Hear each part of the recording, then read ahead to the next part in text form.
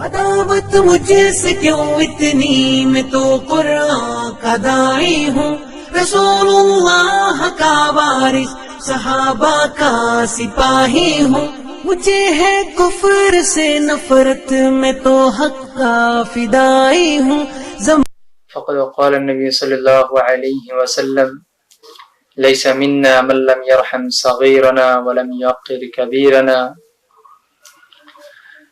وفي رواية آخر ولم يعقر علماءنا،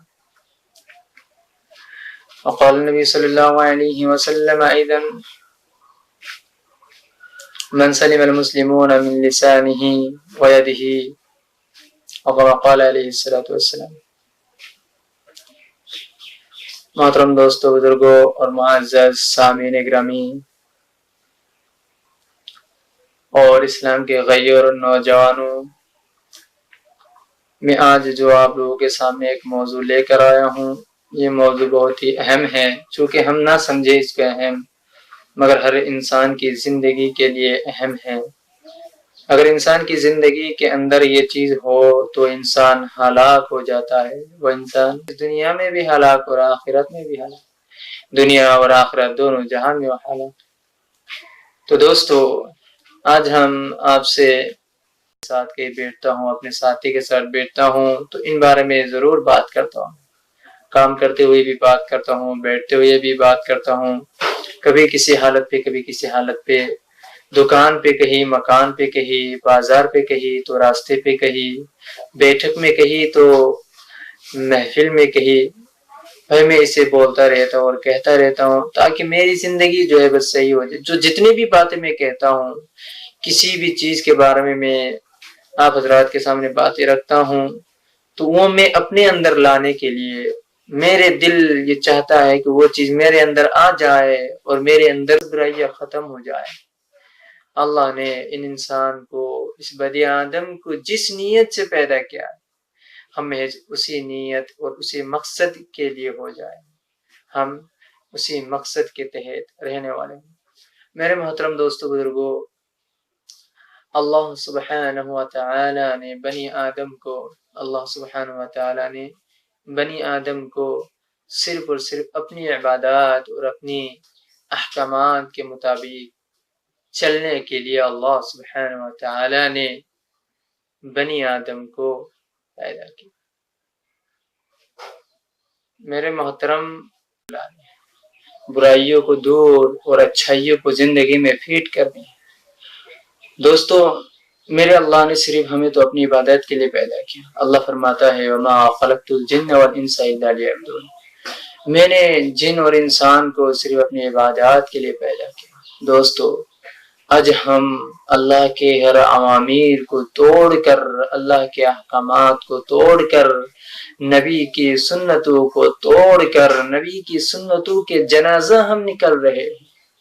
ہاں، انگریزوں کو ہم نے ترجیح دی، ہاں، ہم نے فیشن قرار لیا، سنت کے خلاف چلنا ہم فیشن کرا لیا، رسم و رواج ہمارے لیے بڑی چیز بن گئی۔ اور محض میں آج آپ کے سامنے جس بات کے لیے آیا ہوں، اب اس بات کو کرتا ہوں، اب آگے ادھر ادھر نہ جا کے۔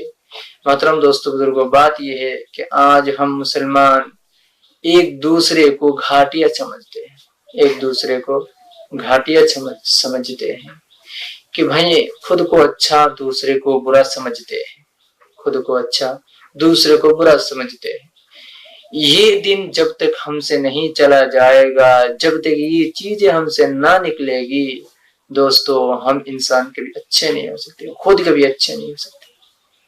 ہاں، خود اچھا بننا چاہتے ہو، خود اگر کچھ مرتبہ چاہتے ہو تو علامہ اقبال نے ایک شعر کہا ہے، کیا یہ اچھا کہا ہے انہوں نے، مٹا دو اپنی ہستی کو اگر کچھ مرتبہ چاہتے ہو، مٹا دو اپنی ہستی کو اگر کچھ مرتبہ چاہتے ہو، دانا خاک میں مل کر گل گلزار ہو جاتا ہے۔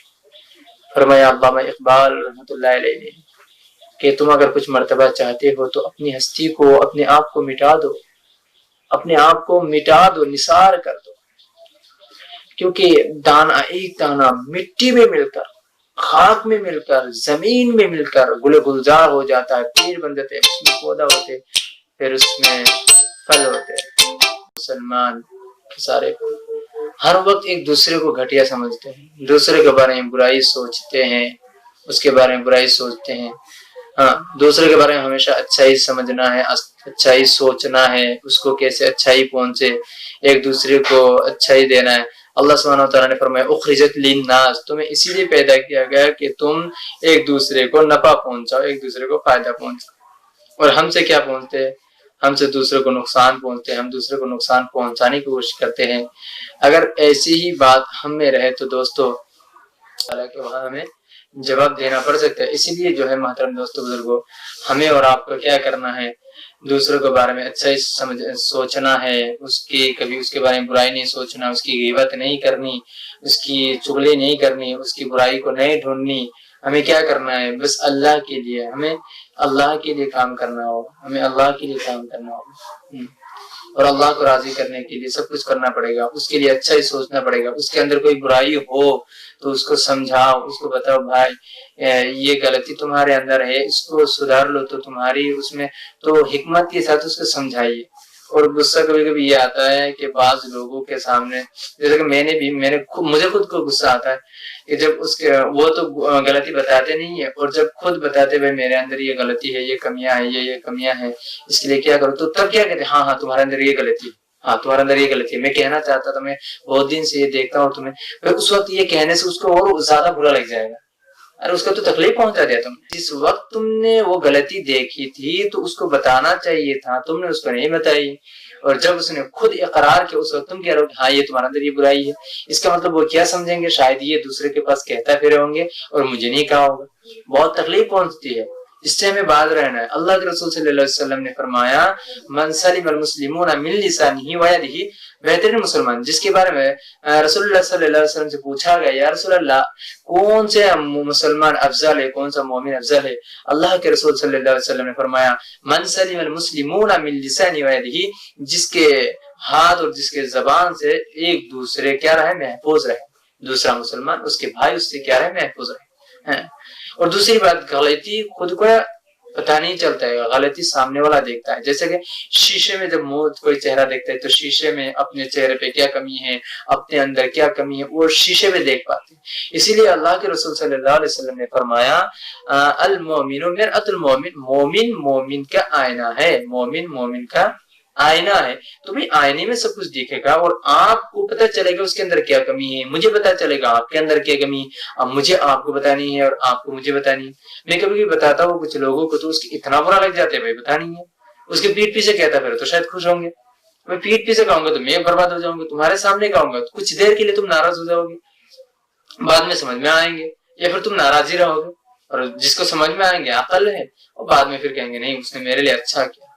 میں کہتا ہوں ایک کو راضی کرو، ایک کے راضی کرنے کے لیے سب کام کرو، سب راضی ہو جائیں گے۔ اگر ایک کو ناراض کرو گے تو پوری دنیا کو راضی کرو گے، تب بھی تم کامیاب نہیں ہو سکتے ہیں، کبھی بھی نہیں ہو سکتے، اور وہ ہے اللہ۔ اللہ کو راضی کرو، اللہ کو راضی کرو۔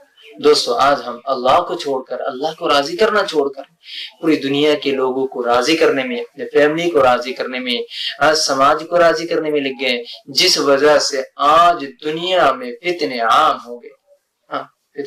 حکمت کے ساتھ، تاکہ اس کو تکلیف نہ ہو، اس کی بے عزتی نہ ہو، حق بات کہتا جاؤ، اس کو سمجھاؤ۔